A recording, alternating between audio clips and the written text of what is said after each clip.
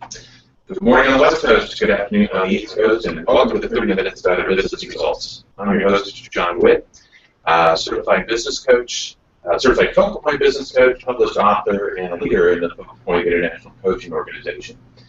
30 Minutes to Better Business Results is really all about working with business owners, executives, sales organizations, getting them out of the day-to-day activity and off the hamster wheel and spending 30 minutes working on their business. Our goal is to help small business owners and the 53 million or so freelance contractors that are in the United States get a little better at their business each week. We're going to work on developing 3 different action items or 3 new action items to advance your business on a weekly basis.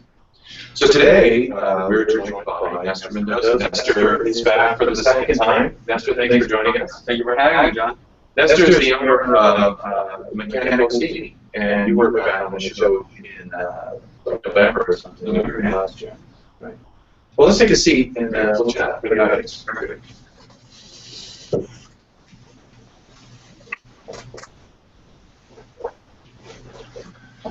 So Nestor, you're the guest that we've got back. There's been on the show before, right? We talked about a bunch of different things last time. One of the things that we talked about was social exploration. And so share a little bit about experience. What's that for you? Sure. Last time I was on, you asked me about a couple of really, I want to say, challenges I was having in my business. Being a business owner, I had a lot of challenges. One of the main ones was being an authority in my industry. So being an expert. Exactly. So that was the main one we're having. Especially just we had no real experience in business before. So that was the main one we had for a long time. And so when we talked about expertise, right? And not to mention it's something I've got 30 or 40 years since the Hangout. I've got that spot in your life. Anyway, right. So what are the things that we did to enhance your expertise? One of the things that we actually talked about this when you was we showed people that we were an expert in our industry by putting up my certifications that I have.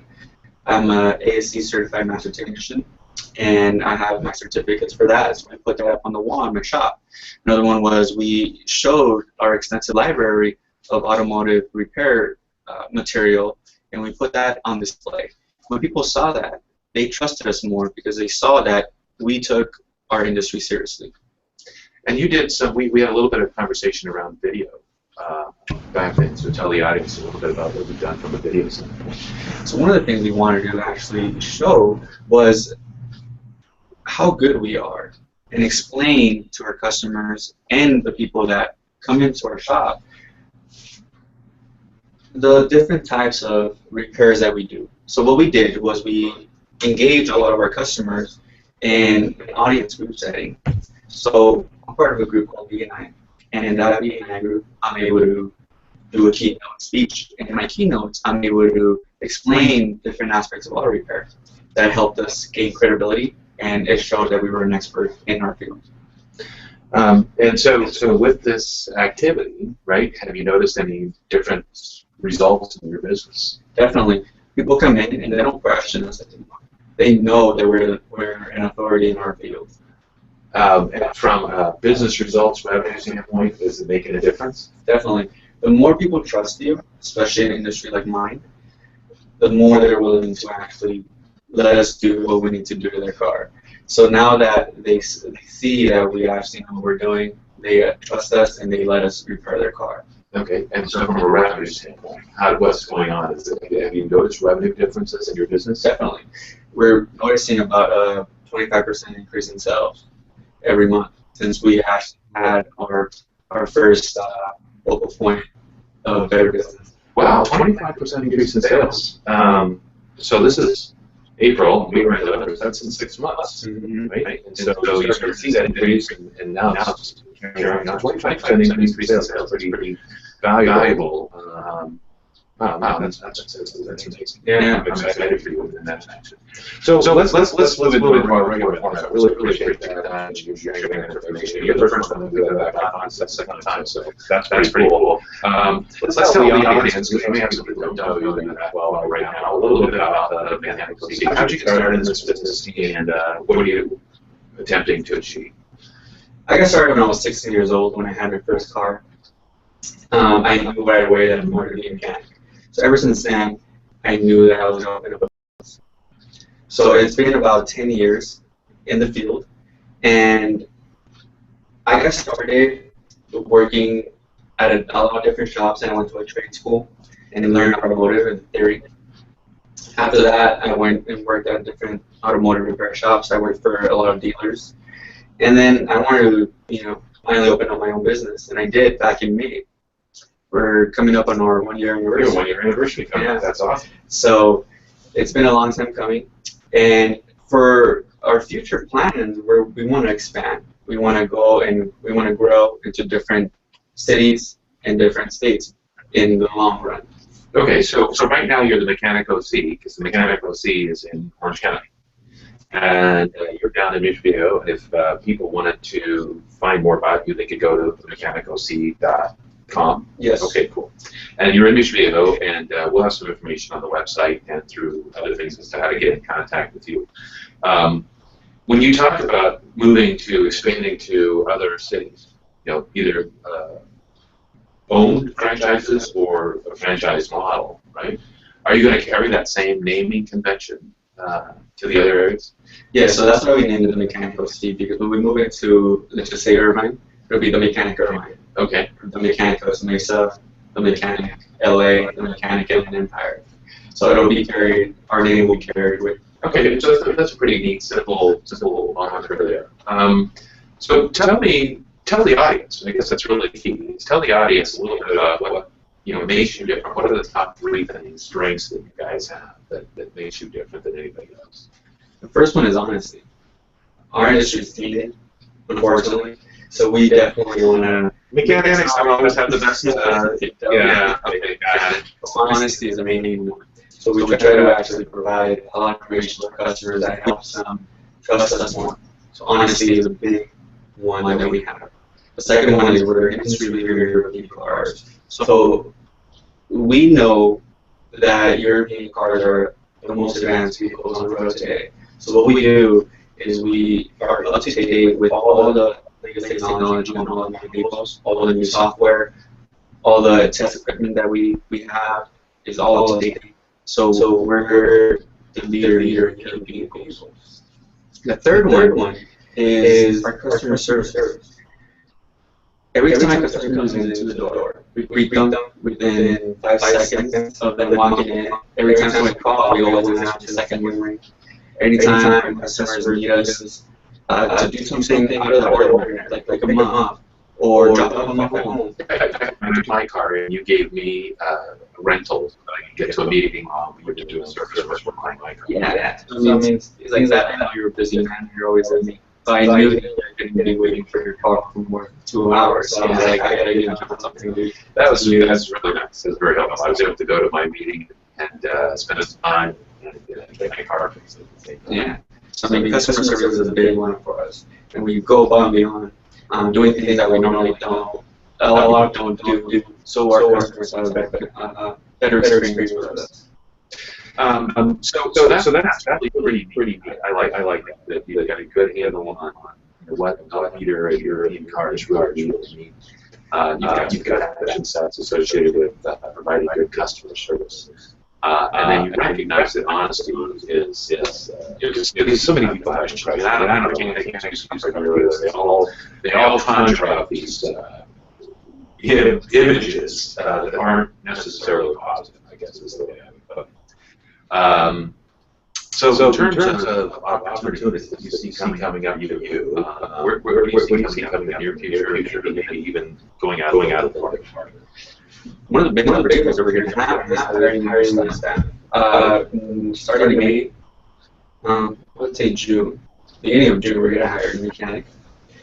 So our staffing is going to get better. That's one of the biggest problems we have. is staffing, but the opportunity that we're going to have in the opportunity is we're going to hire a mechanic. So I'm going to be able to free up a lot of my time by having him come on. Okay, and as you free up that time, then what happens? What are you going to do with that time? I'm going to do a lot of things that we talk about. We're going to focus more on becoming more of an authority, building out a brand, expanding into different locations, and building a team around that will be able to execute the plans that we set forth. Okay. And so, in terms of building your team, right? What do you see as the biggest challenge? You're going to be a mechanic down the board, you've got some other roles that you're thinking of. Yeah, the biggest challenge is actually finding qualified people. That's the biggest challenge I'm having, because people that you hire sometimes are qualified, and even though they say they are, when actually get into the nitty-gritty, they really don't know what they're doing. So that's the biggest problem that we're having, is just finding qualified people that can do the job that we hire them for. So is it that you're not finding people with the requisite experience or the requisite skill set, or is attitude and behavior, does that play a role in your activity? Yeah, so skill set is one of the biggest ones.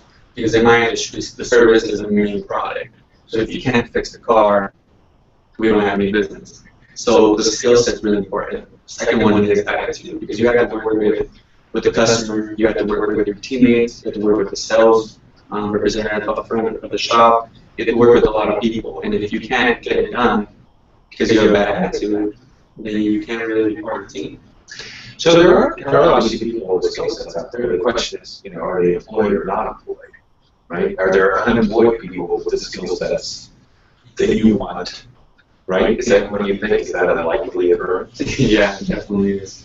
That you're going to find unemployed, or they're going to be employed? They're going to be employed. They're going to be working for somebody else. Yeah, that's the challenge, right? It's not like there's a guy, excuse me, on the street with all the experience and the skills that you're looking for and the right attitude that is just ready to jump in and say, yeah, please hire me. Exactly, that isn't it. So if they're already working for somebody else, right?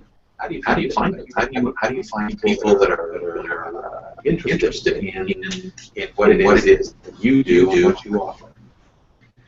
The biggest thing, short of going to the shops and stealing them. well, we'll call it recruiting. Recruiting.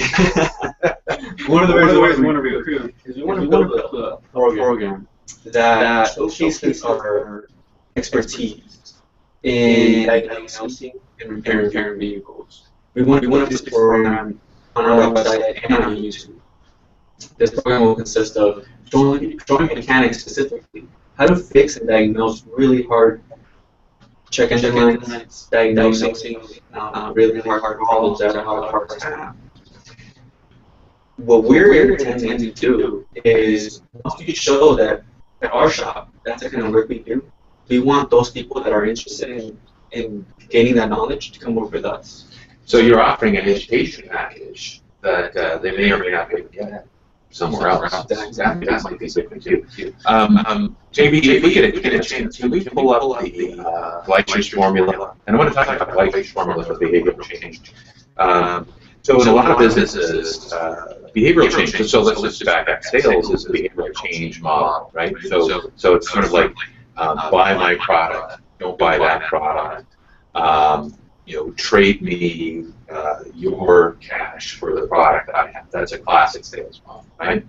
But sales does even more than that, right? And in your case, you're saying, listen, I want to sell the business opportunities that's available for you if you come work for me, right? So you're not constantly the guy to pay any money, right? You're saying, I want you to not do what you're doing today. I want you to come work for me. And so we have to put together a package and a program that ideally helps them do that. So in the Gleicher's formula model, the D stands for dissatisfaction. So if somebody were unhappy about their current situation scenario, they might be wanting to change. And so the way we look at this, if there's a mechanic skill set to the knowledge that's not happy where they're at today, the first question is, where are they? How could I find them? How could I put in some plans to do that?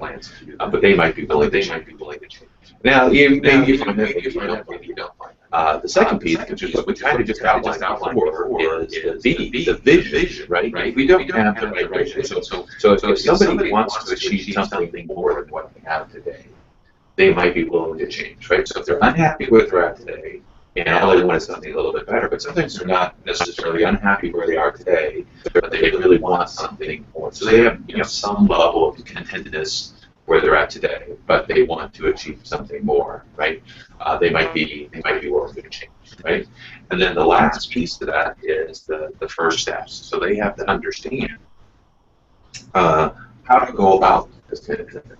And so your model could be, and then if you can get the D, the V, and the F, right? The dissatisfaction, vision, the first steps outlined in your message, right? And your message to people that might be interested, then you can overcome resistance. Because changing jobs is not easy. It's a little risky, comfortable, even just for a little bit more money, probably not it, right? So those are the things. And we have to all three of those things, right? Now they may not be very, very high. Right? Dissatisfaction might not be high. Maybe the vision is very high. Maybe the first steps are pretty simple and easy. But they all have to have a value, right? Because if any one of those has a value of 0, blows up the whole formula, right? We can't do it. So in your particular case, what we were just talking about is, how could I take the education component that you were describing, right? And that's the vision. Remember, this is something that they can get from you that they can't get from anybody else, right? Now, what else would it? Is there anything else that we should share with them that would encourage them to come work for the mechanics of the I think you outline the vision, because we want to grow. We want our mechanics to grow and be the best ones that are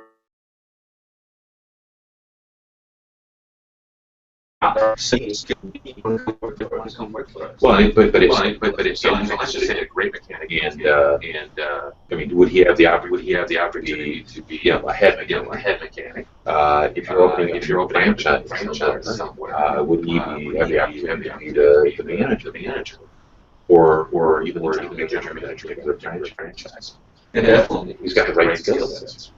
So that's an opportunity that you can offer. To somebody else that they're just making that work for a shop. They may not have that opportunity somewhere else. What are some of the ways that you could take this message, this education message, right, and position it so that somebody that is working in another shop might hear it and see it? So one of the ways is we're going to do a YouTube channel. Our YouTube channel is going to have all those educational programs on there, and that'll reach a lot of people across the U.S. and across the world. A lot of mechanics that are looking for new knowledge, new input on certain things. They go on YouTube, on Google, and try to find the solution to that problem. So that's where we're really trying to focus on. Trying to find talent through YouTube and Google and our website that are hungry to learn more about auto repair. And then what, at the end of the video, you say something like, we're hiring. Exactly. Okay. And then what about some of the other more traditional methods of recruiting? Now, I know you used to be giving that newspaper, right? Is that something that you guys might consider or not? Or what are some of the other ways you might? I mean, certainly we could go with just YouTube, but how could we increase our opportunities? How can we make the odds better? I mean, there's a lot of different ways that we're trying to find new talent. Craigslist is a great one. Okay. A lot of people are looking for jobs on Craigslist. People are looking for jobs on Monster.com. Just putting an ad on a couple of hiring companies, like the job search companies. Okay. There's specific ones for mechanics. Mm-hmm. What about LinkedIn? Do you do anything with LinkedIn? We don't. LinkedIn is the largest business to business, but I mean, there are people there. There's more people on LinkedIn than most of the fields. They're actually organized around business. There's a lot of opportunities there to advertise for your type of position, to search for the type of person you're looking for. I know I've had conversations with recruiters. They say, "Listen, I want to find a mechanic, right? So go to LinkedIn and they'll type of mechanic, and they'll get a list of all these mechanics. But then they might put in some more search criteria. I want them to be in Orange County. I want them to be in Mission Viejo. And they'll actually go identify 2 or 3 or 4 people. They'll be able to find the actual names of the people. And then they'll find somebody to reach out and find out if they're interested in making a change. I mean, this is the classic recruiting stuff. But LinkedIn does that, Facebook does that, there's a variety of social medias that do that.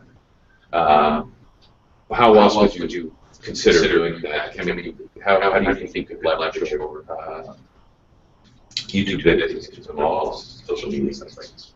Yeah, I mean, the way we're going to leverage it is just put them out there and have people that are interested in joining the team contact us. So when are you going to do this? We want to do this when I get a new mechanic on board, so I can have the time to do a lot of just actually do the program, put the program together, and put it into place. So it's going to take a little while. So you got a mechanic coming on board in June. And so then when do you see your first video being done? When do you see your first video? That's a good question. When do you see your first video? I would say the end of June. The end of June? Yeah. So June 30th will be the day that we want to put something out and have a website ready, have a YouTube channel ready, and have everybody squared away. Okay. So you can back out into that. Now you've got a website now. Does the website have to be updated at the end of this? Or? So we want to do it doesn't have to be, we can just put it up and put another page up, but we definitely want to make sure that all the links are correct. We don't want to add fear with our website that's up right now. Okay. There's one other topic I'm going to bring up for our audience I think it's really valuable. We talk about skills and experience we're trying to hire. This is kind of a position where you typically know what kind of skills you want and want to do this business for 5 or 10 or so many X amount of years.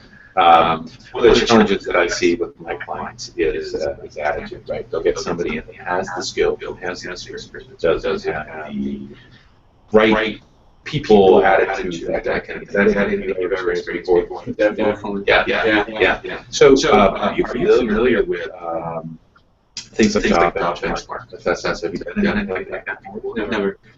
How important is attitude, do you think, in your hiring process? It's one of the top things that we look for. Because the thing I hear is that we hire for skills and experience, and that background check, test, check and everything else. But we fire for attitude all the time, right? And so if there was some way to figure out behavioral styles, behavioral attitude in advance, part of our hiring. So there are tools out there. There's one that we have to use called the job benchmark analysis. And it's just if you take a position, if you answer the question based on job itself. So does this position this or that? This position this or that? Series of questions. Those don't spit out a report that says, okay, this is the style of person that you're looking for that particular role. I mean, we're not trying to pigeonhole anybody, that's not the case. And it could be that person has natural style in that fashion, or it could be that they've learned how to do it. In either case, we know what we're looking for. We have a better understanding of what we're looking for from an attitude standpoint. And then we can also bring together interview questions and different things. So it adds this attitude component to the interview process. And then ultimately, that process is better. Ultimately, you can actually run through a profile if you decided or as a part of your hiring process to confirm that the interview is accurate. Right? Because people don't always tell you what's really going on. That's a mirror. Is that something that you think would be helpful? Definitely would. Okay, so is that something we can work together on down the road? Especially that I want to hire a lot more staff. I need to be sure that the people are here and all if I drop the job. Because we can check that easily. Check your attitude in 2-3 months. Attitude or behavior, by the way, if you hire the right guy, that's much. You got to go through the process again. So, Nestor, okay, so let's get out here. That's kind of the show. We've talked about a bunch of different things. What are the things that stand out in your mind most about what we talked about? What are 3 habits that you think you can take to advance your business a little bit down the road and examine our conversation? The biggest one is having staff on ourselves. So the program that you talk about, the behavioral program, that's one of the things I really want to pursue and look at more, because I don't want to make a mistake hiring somebody that's going to be detrimental to my business or to the rest of my team that already together. So that's one of the biggest things that I want to work towards. The second one would be the actual recruiting process of hiring qualified mechanics. Using lecture formulas to put your eventually check out. Okay. Exactly. So, I mean, the lecture formula satisfaction. They make sure that they're just satisfied with where they're at. Second, Or at least asking if they are. Yeah. Like, if you're not happy, you should consider this. Exactly. Then I want to make sure that they can see the vision, and then I want them to actually, go forth and actually come and work for us. Mm-hmm. So those are the different things I want to work with, besides staffing. And the third one is just having more time. We always talk about time management together. We always talk about how we can make sure that we get the goals that we set accomplished. But time is always a factor, especially when we're so busy trying to do 100 million things. So once we're focusing on, right now we're focusing on staffing, that's all I want to focus on. Mm-hmm. Like last time we were focusing on becoming more authority. Once we worked together on getting that done. Now we got it done, and now we're on the next thing, which is staffing. Yeah, you got it done, and it has big results. Yeah, definitely. So staffing, we've talked about a couple different ways to go about staffing. And the fact that, we're selling an employment opportunity instead of selling car repair, right? Which is, that's your customer that comes in.